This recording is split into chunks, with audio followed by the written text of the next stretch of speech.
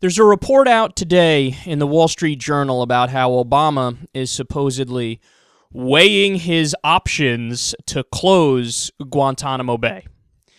Now, if that's true, great, do it. That's all I have to say about this. Do it.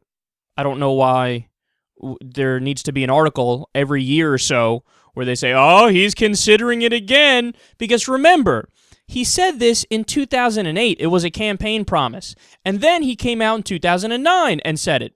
And 2010, and 2011, and 2012, and 2013, and now earlier in 2014 he said it as well.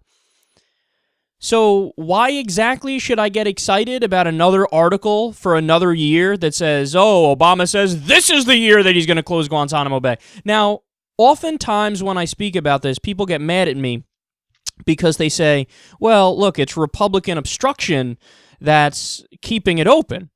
And that's true. Except, what is that missing? It's missing a very key piece of the puzzle. Obama could have vetoed the NDAA, which authorizes funding for Gitmo. That would have closed it, but he didn't do that. He threatened the veto. He said, look, if you guys send this thing to my desk and it has the funding for Guantanamo Bay in there, I'm simply not going to sign it. End of conversation. And then what happened? They sent it to his desk, and he signed it.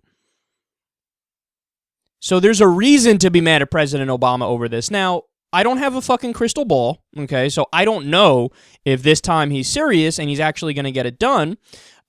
Is there a chance he gets it done before he leaves office? Sure there is. But we still should be frustrated up to this point because, honestly, it should have been closed in fucking 2008.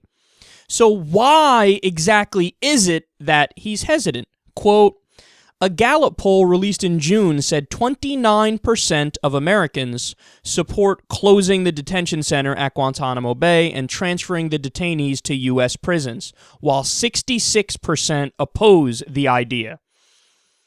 So that's definitely part of it. But honestly, I think it's more that he's just scared of the inevitable Republican reaction. Because what do they always do? They're always going to flip out and scream, and they think that this gives them credibility to say, Obama, we told you he was a Muslim sympathizer. We told you he's soft on terror. You see what he's doing with these terrorists? Now, that, of course, is missing another giant piece of the puzzle, that they're not terrorists there. We didn't get all the right people. In fact, we got mostly the wrong people. But my message to Obama is they're going to go after you no matter what the fuck you do. So why not do the right thing? Now, here's what he should do. Argue for your position. You have the bully pulpit. You have the loudest voice in the country by default. You're the president of the United States of America, and you oftentimes don't take advantage of that fact. You go out there and you say, quote, most of the nearly 800 men, by the way, this is directly from the article. I'm just relaying it to Obama so he could use this if he wants to actually argue for his position. Quote, most of the nearly 800 men held at Guantanamo since it opened in 2002 were released during the George W. Bush administration. Say that. Say that. Say, hey, he released more than I did, so why are you guys getting mad at me? Get mad at him if you want to do that.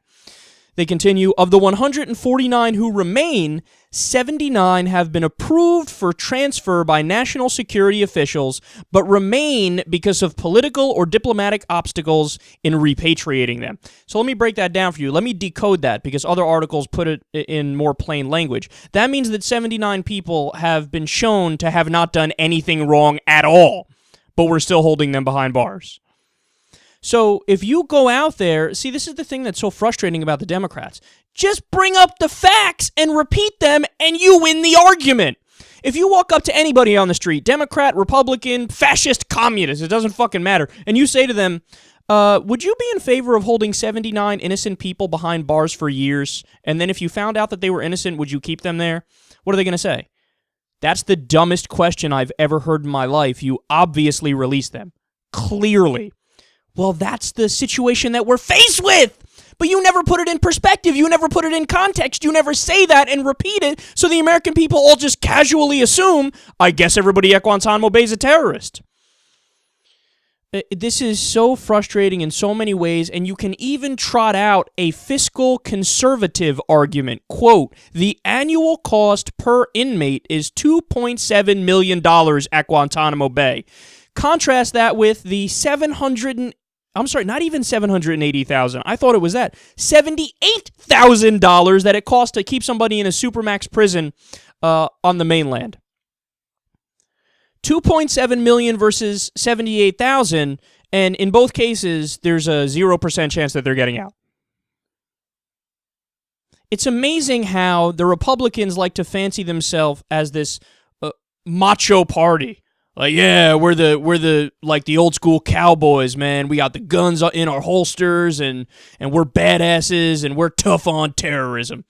But isn't the tough position saying we believe in our justice system, we believe in the American way, we believe in the Constitution? So obviously the same prisons that can hold Charles Manson can hold some jackass who was casually associated with some terrorist group, even if they were associated with some terrorist groups, because again, most of the people there weren't. I mean, that's clearly the right thing to do. And look, the bottom line is about Guantanamo Bay, it's not debatable. You know, nobody says that, but that's the reality. If you really believe in the Constitution, if you really believe in the American way, the Constitution lays out restrictions on government. It doesn't flat out name positive rights that you have. It restricts the government, and you're allowed to do everything else. So when they talk about due process, when they talk about habeas corpus in the Constitution, what that means is it doesn't matter if you're a citizen or a non-citizen. The government can't just detain you forever and not give you a fucking trial. And again, if you believe in America, this is what you do. If you're a civilized person, what makes us better than the people that we hate if we don't stick by our principles in times good or bad? And let me tell this story one more time. I know I've told it 312 times before on the show, but I think it should be brought up again. Do you guys know how we got a lot of the people into Guantanamo Bay in the first place? People don't know this. If they knew this, the opinion on Guantanamo Bay would change like that, okay? Because the Bush administration made a deal with the Pakistani government, and they said, look, 9/11 just happened to us. We really want to get people back for what happened. We need to go after Al-Qaeda. So do us a favor and send us anybody who you know is Al-Qaeda affiliated. Okay? So what did the Pakistani government do? They just went out and rounded up anti-Pakistani government protesters and shipped them off to the U.S. and said, okay, there you go. These are Al-Qaeda people. Of course, they weren't Al-Qaeda people. Again, they were just protesters.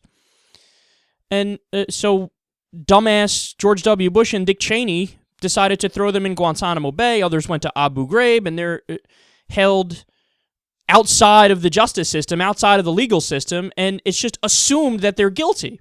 But this is the whole reason why we need due process, why you need to have court proceedings, because sometimes people fuck up and you lock up the wrong person. But we just accepted the word of the Pakistani government, locked people up, and then come to find out later, oh, wow, we really fucked up on this one. Let's just quietly release as many innocent ones as we can. I mean, there's a guy, I've spoken about him before on the show, Murat Kurnaz is his name, Muratkurnaz.